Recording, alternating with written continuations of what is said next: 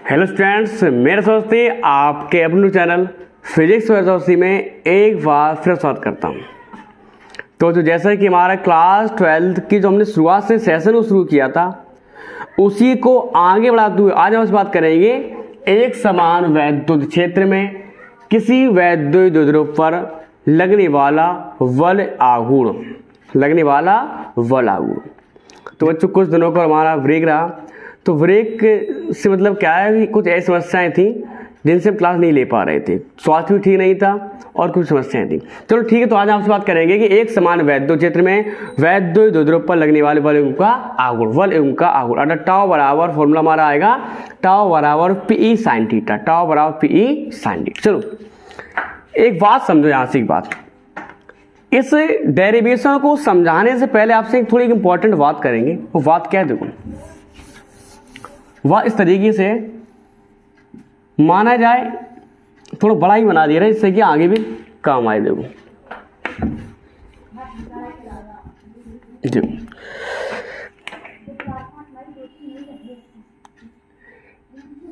यह है एक समान वैद्युत क्षेत्र। क्या है ये? एक समान वैद्युत क्षेत्र अर्थात ऐसा वैद्युत क्षेत्र जिसके प्रत्येक बिंदु पर वैद्युत क्षेत्र की तीव्रता समान होती है, एक समान वैद्युत क्षेत्र कहलाता है। यह एक समान वैद्युत क्षेत्र है। अब देखा जाए कि अगर माना जाए कि इस एक समान वैद्युत क्षेत्र में एक प्लस क्यू आवेश रखा है, अगर इस एक समान वैद्युत क्षेत्र में एक प्लस क्यू आवेश रखा है तो प्लस क्यू आवेश के कारण इस वैद्युत क्षेत्र पर जो बल लगता है वह लगता है वैद्युत क्षेत्र की ही दिशा में। हमेशा याद रखना, यह पॉइंट आपके लिए बहुत इंपॉर्टेंट है पॉइंट, कि अगर धनावेश है और धनावेश पर या धनात्मक आवेश पर जो बल लगता है वह वैद्युत क्षेत्र की ही दिशा में लगता है। अगर वह ऋणात्मक आवेश है, कैसा है? ऋणात्मक आवेश, तो ऋणात्मक आवेश पर जो बल होता है वह वैद्युत क्षेत्र के विपरीत होता है, अर्थात F इक्वल टू फॉर्मूला होता है F बराबर QE और F बराबर यहाँ पर क्या आएगा QE। अगर हमने यहाँ पर नेगेटिव लगा दिया तो नेगेटिव का यहाँ पर तात्पर्य होता है कि y जो बल लग रहा है ये लगने वाला बल अर्थात इस ऋणात्मक आवेश पर लगने वाला बल वैद्युत क्षेत्र के विपरीत है और इसका कोई मतलब नहीं है। तो F बराबर माइनस का Q, F बराबर प्लस का Q। देखा जाए तो इन दोनों आवेशों पर समान परिमाण का बल लग रहा है, समान परिमाण का। वो तो आगे डेरिवेशन अभी कर रहे हैं, वहां इस बात कॉन्सेप्ट पूरा करेंगे। हमारा मकसद के लिए अभी इतना था कि आपको कितना समझना है कि अगर धनात्मक आवेश है, धनात्मक आवेश पर जो बल लगता है वह वैद्युत क्षेत्र की दिशा में लगता है, वैद्युत क्षेत्र की ही दिशा में लगता है, जबकि ऋणात्मक आवेश पर लगता है वैद्युत क्षेत्र के विपरीत। इतनी बात है बस। तो अब हम अपने डेरिवेशन में बात आते हैं। अब अपनी बात करते हैं जो हमारे लिए इंपॉर्टेंट डेरिवेशन है कि एक समान वैद्युत क्षेत्र में वैद्युत द्विध्रुव पर लगने वाला बल एवं का आघूर्ण। देखो क्या है कि इस एक समान वैद्युत क्षेत्र में कोई वैद्युत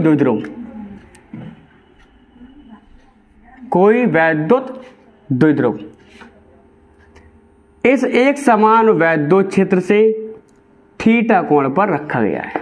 हमने इसका नाम दिया, हमने द्विध्रुव को नाम दिया हमने AB, और हमने माना कि इस A पर आवेश माइनस Q है और V पर आवेश प्लस का Q। बताओ, द्विध्रुव पढ़ा तो होगा आप लोगों ने, अगर नहीं पढ़ा है तो डिस्क्रिप्शन में इसकी लिंक डली हुई है, आप वहां से उस वैद्युत द्विध्रुव की वीडियो को देखिए। तो एक समान वैद्युत क्षेत्र में एक वैद्युत द्विध्रुव जो थीटा कोण पर रखा गया है, क्योंकि द्विध्रुव है तो इसकी लंबाई कितनी होगी? L लंबाई। द्विध्रुव की कितनी लंबाई यहां पर है? L लंबाई। गेट लगा दो उसके सामने से। तो अब यहां से एक बात की जाए तो अगर आप इसकी एल लंबाई मानकर करोगे तो समस्या क्या है, हम बता रहे हैं, सुना ध्यान से। जैसे हमारा द्विध्रुव है, प्लस का क्यू माइनस का क्यू, सब परेशानी होना भी कॉन्सेप्ट क्लियर हुआ पहले। अगर आपने इसकी एल लंबाई को माना, जब आप आगे डेरिवेशन करोगे इसका केंद्र O है तो इसकी लंबाई L/2 और L/2, तो बहुत समस्या हो जाती है, कैलकुलेशन में बहुत दिक्कत हो जाएगी आगे। इसलिए यह जो लंबाई मानी जाती है, कितनी मानी जाती है, 2L। लंबाई कितनी मानी जाती है जी, 2L लंबाई मानी जाती है। इसका केंद्र हमने यहाँ पर हमने केंद्र O माना, क्योंकि आपने इसका केंद्र O माना है तो यहाँ से यहाँ तक लेंथ L हो जाएगी, यहाँ से यहाँ तक लेंथ L हो जाएगी, इसलिए माना जाता है। कैलकुलेशन को आसान करने के लिए इस लंबाई को 2L लिया जाता है, अन्यथा इसलिए आप लंबाई L भी ले सकते हो, लेकिन L/2 कैलकुलेशन बहुत लेंथी हो जाएगी। कोई बात परेशान तो नहीं, कॉन्सेप्ट क्लियर होता हुआ यहाँ से कि नहीं। तो समझो कि एक समान वैद्युत क्षेत्र में कोई वैद्युत द्विध्रुव थीटा कोण पर रखा गया है, थीटा कोण पर रखा गया है। जब यह थीटा कोण पर रखा गया है और यह आपका कौन सा आवेश है, प्लस का क्यू, और इस प्लस क्यू आवेश पर जो बल लग रहा है वह बल लग रहा है वैद्युत क्षेत्र की ही दिशा में, और इस पर जो बल लग रहा है, सॉरी यहां से देखो, इस पर जो बल लग रहा है वैद्युत क्षेत्र के विपरीत है। अगर इन दोनों बलों का परिणामी देखा जाए तो परिणामी आपको शून्य मिलेगा, बलों का परिणामी कैसा मिलेगा, यहाँ पर शून्य मिलेगा। लेकिन एक कंडीशन, थोड़ा पेन देना, मैं 2 पेन लेके आओ पेन। लेकिन एक कंडीशन, बहुत इंपॉर्टेंट कंडीशन है कि यह जो बल आपस में परिमाण में कैसे हैं, परिमाण में बराबर हैं, परिमाण में कैसे हैं, बराबर, लेकिन दिशा में कैसे हैं, विपरीत। तो इनका परिणामी बल तो शून्य है, लेकिन यही परिणामी बल अर्थात यही लगने वाले बल इस वैद्युत द्विध्रुव को घुमाने का प्रयास कर रहे हैं। अर्थात इस तरीके से देखो, इस तरह ऐसे, यानी कि 2 प्लस का क्यू और माइनस का क्यू, यह इसको घुमाने का, अर्थात यह जो आपका AB वैद्युत द्विध्रुव है, इस वैद्युत द्विध्रुव को वैद्युत क्षेत्र के समांतर अर्थात साम्य स्थिति में लाने का प्रयास कर रहे हैं। यही जो बल लग रहे हैं प्लस का क्यू माइनस का क्यू, यह इस तरीके से है कि यह इसको साम्य स्थिति में लाने का प्रयास कर रहे हैं, अर्थात वैद्युत क्षेत्र की समांतर। तो एक बार भाषा को समझा जाए, उस तरीके से आगे कॉन्सेप्ट क्लियर किया जाए। तो माना किसी एक समान वैद्युत क्षेत्र में एक वैद्युत द्विध्रुव थीटा कोण पर रखा गया है, थीटा कोण पर रखा गया है। प्लस क्यू आवेश पर बल वैद्युत क्षेत्र की दिशा में लग रहा है, जबकि माइनस क्यू आवेश पर बल वैद्युत क्षेत्र के विपरीत लग रहा है। और यह जो बल है, अर्थात यह बल एक प्रत्ययनयन, यह बल एक प्रत्ययनयन बल युग्म, तो चूंकि जानते हैं कि प्रत्ययनयन बल अर्थात एक जोड़ा है, यहाँ पर प्रत्ययनयन बल युग्म का कार्य करते हैं, अर्थात यह दोनों बल परिमाण में कैसे हैं, बराबर हैं, दिशा में कैसे हैं, विपरीत हैं। अर्थात ये दोनों बल एक प्रत्ययनयन बल युग्म का कार्य कर रहे हैं, बल युग्म कार्य करते हैं। और यह बल इनका कार्य है कि इस वैद्युत द्विध्रुव को इस एक समान वैद्युत क्षेत्र के समांतर लाना, अर्थात साम्य स्थिति में लाने का प्रयास करते हैं। इस बल को ही कहते हैं क्या, हम इस बल को ही कहते हैं प्रत्ययनयन बल युग्म आघूर्ण, प्रत्ययनयन बल युग्म आघूर्ण। चलो अब बात करते हैं। अगर हमने यहां पर देखा जाए तो इस तरीके से दोनों बलों की जो क्रिया रेखाएं हैं, यह प्लस का क्यू है। तो मेरा मकसद हमेशा कॉन्सेप्ट को क्लियर कराने का होता है, कॉन्सेप्ट तो समझो ध्यान से। यहां पर तो जैसे प्लस का क्यू आवेश है, ये इस तरीके से बल यहां पर लगा रहा है एफ प्लस का क्यू, और ये लगा रहा है एफ माइनस का क्यू। इन दोनों की क्रिया रेखाएं कैसी हैं, अलग अलग हैं। इन दोनों की क्रिया रेखाएं कैसी हैं, क्रिया रेखाएं कैसी अलग अलग है। तो जैसे हमने इनकी क्रिया रेखाएं खींची, अलग अलग प्राप्त हुई, अर्थात इनका बल परिणामी कैसा है, इनका परिणामी बल शून्य है। हम इसके एक क्रिया रेखा से दूसरी पर एक लंब डाल रहे हैं इस तरीके से। यह कहलाती क्या, यह जो दूरी है यह दूरी कहलाती है क्रिया रेखाओं के बीच की लंबवत दूरी। हमने एक प्लस क्यू से इसकी पहली क्रिया रेखा पर लंब डाला, तो यह क्या है, क्रिया रेखाओं के बीच की लंबवत दूरी, ये कंडीशन है। तो हमने ऐसा किया बस केवल, क्योंकि इनकी क्रिया रेखाएं अलग अलग थी, तो क्रिया रेखाएं जब अलग अलग थी तो इनका परिणामी बल जो मिल रहा था शून्य मिला था, लेकिन यह परिणामी बल तो शून्य था, लेकिन यही बल इस द्विध्रुव को घुमाने का प्रयास कर रहा था, अर्थात उसको साम स्थिति में लाने का प्रयत्न कर रहा था। उसे बोलते हैं हम बल युग्म आघूर्ण, बल युग्म आघूर्ण। तो जैसे आपने प्लस क्यू से इसकी क्रिया रेखा पर लंब डाला, तो कितना एंगल यहाँ पर, थीटा एंगल है। तो दो एक बात सुना ध्यान से, जैसे अब जितना एंगल यहाँ पर थीटा, जे भी एंगल थीटा होगा, जे भी थीटा, तो सब जगह एंगल समान होगा आपका। तो देखा जाए यह थीटा है, थीटा के सामने क्या है जी, लंब है, और हमने यहाँ से लंब डाला तो 90 के सामने क्या होगा, यहाँ पर कड़ होगा। वो आगे बात करेंगे। एक काम कर ले रहे हैं, हमने इसको बिंदु में सी माना है यहाँ पर। आपको VC की लेंथ पता करो पहले आप। तो हमने अगर VC की लेंथ पता करनी है तो फॉर्मूला होता है साइन थीटा बराबर आधार बटे कण कि लंब बटे कण। बताओ, लाल बटे का लंब बटे कण। तो थीटा के सामने लंब है तो VC,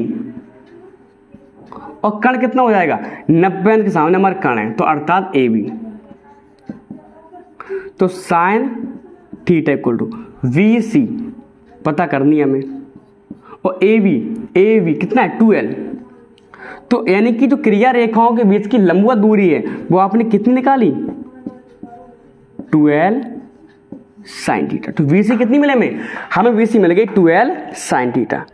अब जो बल युग्म का आघूर्ण का फॉर्मूला होता है टाउ बराबर, अभी आप लोग पढ़ोगे आगे, वैसे होता है F क्रॉस R, लेकिन हम लिख रहे हैं हिंदी में। तो टाउ बराबर हो जाएगा प्रत्यायन अनुबल। एक काम करना, पहले एक काम करूं,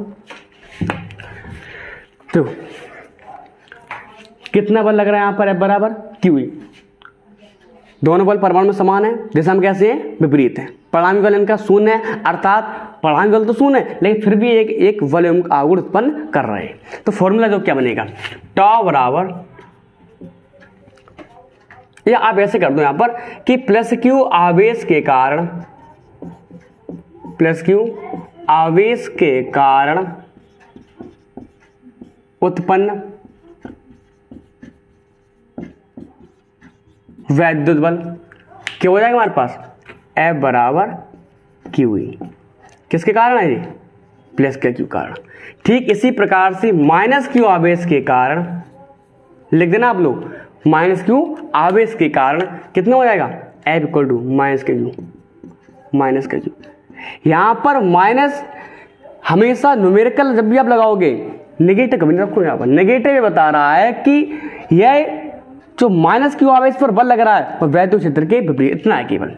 ठीक है, अब हमारा फॉर्मूला हो जाएगा बल आघूर्ण, अर्थात टाउ बराबर F क्रॉस R। तो बल आघूर्ण बराबर हो जाएगा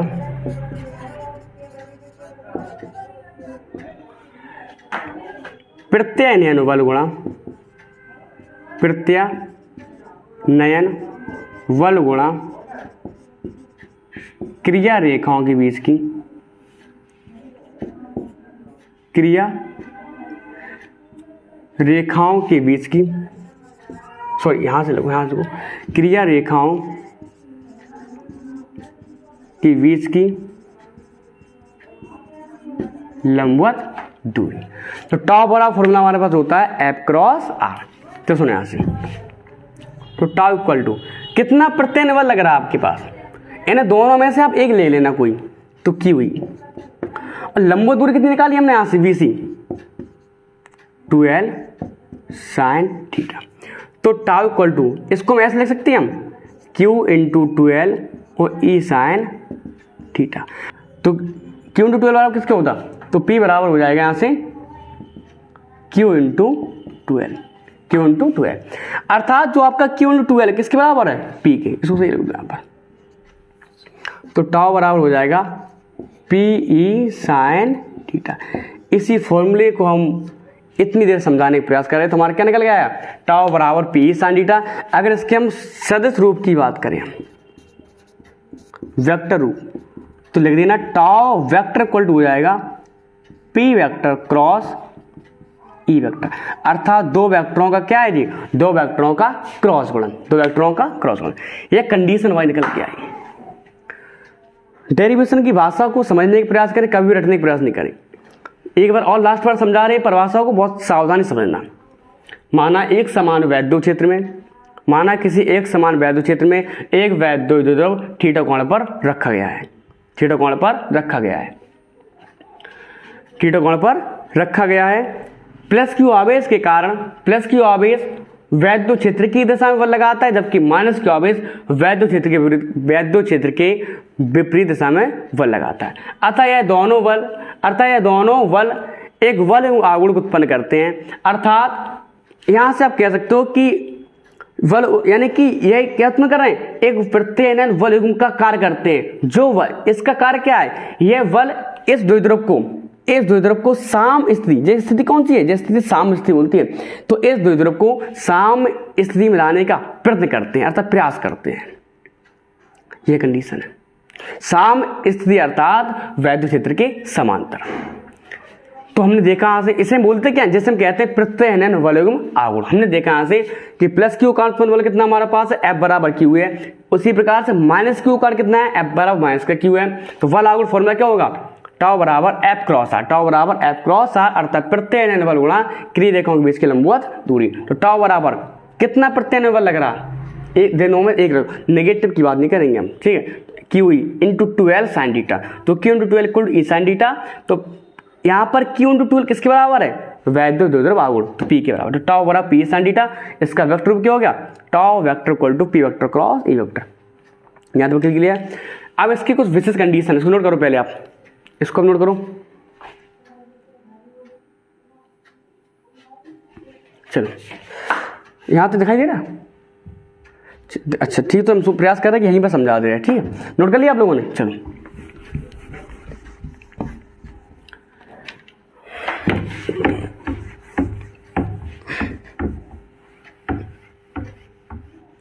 चलो आप लोग डालना हेडिंग इस बार, अब डालना हेडिंग विशेष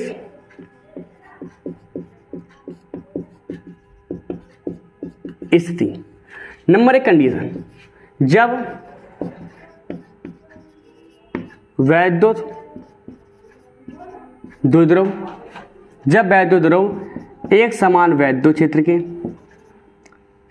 एक समान वैद्युत क्षेत्र के समांतर अथवा दोनों कंडीशन बता दे रहे हैं, अथवा प्रति समांतर हो, अथवा कैसा हो, तो समझो ध्यान से पहले।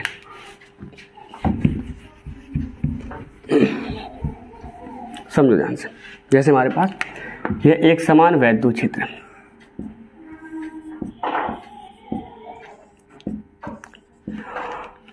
और यह दो रखा हुआ इस तरीके से, नाम दिया हमने ए बी, और प्लस का क्यू और माइनस का क्यू। आप माइनस का क्यू, आप प्लस का क्यू चाहे बी पे रखो, ई पे, कोई फर्क नहीं पड़ता, ठीक है। यह अभी समांतर है। अब दूसरी कंडीशन समझना, दूसरी कंडीशन प्रति समांतर की, इस तरीके से रखा था। चलो ए और बी, इसको हमने घुमा दिया इस तरीके से, देखिए समझ ध्यान से, बोल बजेगा ना, ऐसे घुमा दिया। कितना घुमाया हमने पूरे 180 घुमाया। कितना घुमाया, 180। तो अब हमारा एक इस तरफ आ गया, ये हमारा इस तरफ आ गया। तो ए पर प्लस का क्यू और बी पर माइनस का क्यू। आई बात समझ आई। तो अब कितना घुमाया आपने, तो यहां पर जो आपका थीटा है वो तो पहले शुरुआत में 0 था, और यहां पर थीटा कितना हो गया, 180 हो गया। या आप इसे 0 मानो पहले, इससे फिर दो। मैं इस बात को हटाने का भी प्रयास नहीं करूंगा, सुनो ध्यान से। जैसे यहां पर आपका है शुरुआत की कंडीशन है, अब घुमा दिया आपने, अब जी हो गया। तो अब समानता दो, तो फॉर्मूला क्या पड़ा, टाउ बराबर पीई साइन थीटा और टाउ बराबर पीई साइन थीटा। तो समांतर और प्रति समांतर दोनों कंडीशन एक साथ समझा रहे हैं। तो अब थीटा इसके लिए पहले के लिए कितना है, 0 है और इसके लिए थीटा कितना है पर 90 अंश। तो टाउ इक्वल टू हो जाएगा, सॉरी 90 अंश क्यों 180, कितना है हमारे पास 180। तो टाउ, अब साइन 0 कितना होता है 0 होता है, तो टाउ कितना होगा, अर्थात उस समय वलय का आवर्त कैसा होगा, शून्य होगा। तो यहां पर कितना हो जाएगा, शून्य हो जाएगा। कैसे हो जाएगा, शून्य हो जाएगा।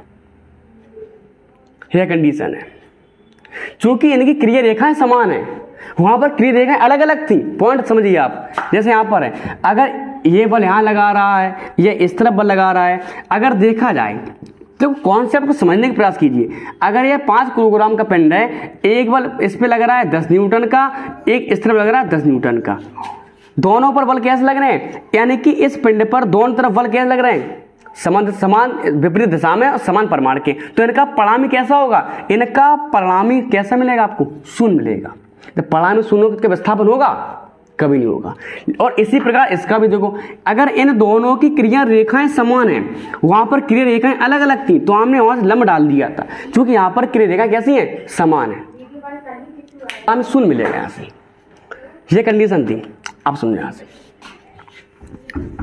तो पहली कंडीशन, जब समांतर अथवा प्रति समांतर हो तो दोनों कंडीशन में आपका टाउ शून्य होगा, अर्थात वॉल्यूम का आवर्त कैसे प्राप्त होगा, शून्य प्राप्त होगा। कंडीशन क्लियर है। अभी हमने मात्रक को नहीं बताया है ना राशि बताई, सबको समझाएंगे। कॉन्सेप्ट समझो, पहले कॉन्सेप्ट समझो, क्लियर। अब सेकंड कंडीशन देखें, तो हाथ समझ आ रहा होगा। सेकंड कंडीशन देखो, जब वैद्युत द्रव्य एक समान वैद्युत क्षेत्र के, तो यहां पर टाउ आपको मिनिमम प्राप्त होगा। टाउ कैसे मिलेगा यहां से आपको, मिनिमम। तो एक समान वैद्युत क्षेत्र के कैसा हो, लंबवत हो। सुनो है, समझो, एक समान वैद्युत क्षेत्र है और इसी एक समान वैद्युत क्षेत्र में एक द्विध्रुव रखा हुआ है। इस तरीके से नाम दिया इसको हमने ए बी, और इस पर प्लस का क्यू, इस पर माइनस का क्यू। अब इसके कैसे रखा गया है, लंबवत। एक बात समझो, पहले एक बात समझो यहां से। जैसे हमने फॉर्मूला पढ़ा था, ये लिखा तो है, क्या लिखा हुआ है, टाउ बराबर पी साइन थीटा। तो यहां पर आपका पी क्या है, पी आपका क्या है, वैद्युत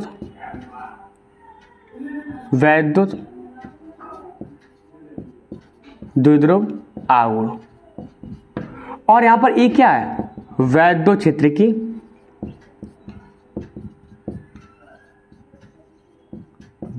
तीव्रता। और यहां पर थीटा क्या है, थीटा का मान डिपेंड करता है पी व ई के बीच, तो पी व ई के मध्य वनाकोण। थीटा क्या है यहां पर, पी व ई के मध्य वनाकोण। तो यहां पर पी द्विध्रुव है और ई के मध्य कितना एंगल बनना है यहां पर, 90 अंश। तो हमारा फॉर्मूला टाउ बराबर पी ई साइन थीटा। तो थीटा हमारा कितना हो जाएगा यहां से, हमारा 90 अंश हो जाएगा। और टाउ इक्वल टू कर देंगे यहां से पी ई साइन 90, रह गया यहां तक। तो इस कंडीशन में आपको टाउ कैसा मिलेगा, मैक्सिमम मिलेगा। तो टाउ मैक्सिमम कितना हो जाएगा, पी।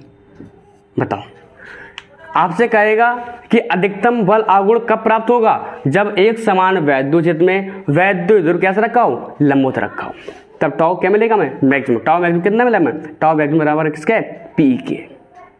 ये कंडीशन है, यहां तक किसी प्रकार डाउट होना चाहिए। हाँ, अगर आप इसको ये था ऐसा रख, तो ध्यान समझना इस बात को। अगर हम इसको घुमा के देखो, ये पॉजिटिव नेगेटिव, इसको घुमा कैसे करते हैं, जे कर दिया हमने, अर्थात हमने इसको घुमा दिया कितना, थीटा कितना हो जाएगा 270। अर्थात यहां से जे था 90 और उसके बाद हमने इतना घुमा दिया। देखो इस पर कॉन्सेप्ट को समझना, देखो ऐसे करके इस तरीके से ये था और हमने ऐसे घुमा दिया। अब जी प्लस का क्यू ऊपर हो गया और माइनस क्यू नीचे हो गया। यहाँ पर बिंदु बी हो गया, यहाँ पर बिंदु ए हो गया। तो कितना घुमा दिया आप, 90 था और कितना और घुमा दिया आपने, 180 और घुमा दिया, तो 180 और 90 कितना हो गया थीटा 2। तो उस कंडीशन में भी आपको टाउ मैक्सिमम होगा पीई, चाहे थीटा 90 हो चाहे थीटा 270 हो, आपको टाउ मैक्सिमम मिलेगा। और चाहे थीटा 0 हो चाहे 180 हो, तब कंडीशन कैसे हमने टॉप को मिनिमम मिलेगा। हमने आपको जितनी भी कंडीशन, जितना भी कॉन्सेप्ट था हमारे पास, पूरे कॉन्सेप्ट को आसानी से क्लियर किया हमने। बताओ कहाँ दिक्कत है। हाँ एक बात तो सुनो, यहाँ से इसकी राशि कैसी है, राशि ये सदिश है, और इसकी अगर मात्रा की बात करें हम तो टाउ बराबर पी, तो मात्रा हम निकालोगे तो न्यूटन मीटर हो जाएगा। तो फॉर्मूला को टाउ बराबर पढ़ा था F क्रॉस R, तो वहां से हम निकाल लेना तो न्यूटन मीटर, यहां से हम निकाल सकते हैं यहाँ से भी आप, ठीक है। बताओ कोई दिक्कत यहाँ तक। तो राशि भी हमारी हो गई और यहाँ से हमारा मात्रा भी हो गया, विमा भी निकाल सकते हैं, विमा भी निकाल लेना। बल की विमा क्या होती है, ml T-2, और मीटर क्या होती है L। तो दोनों सॉरी इस तरीका सिस्टम समझो भैया, सिस्टम समझो, सिस्टम को ना भूलो।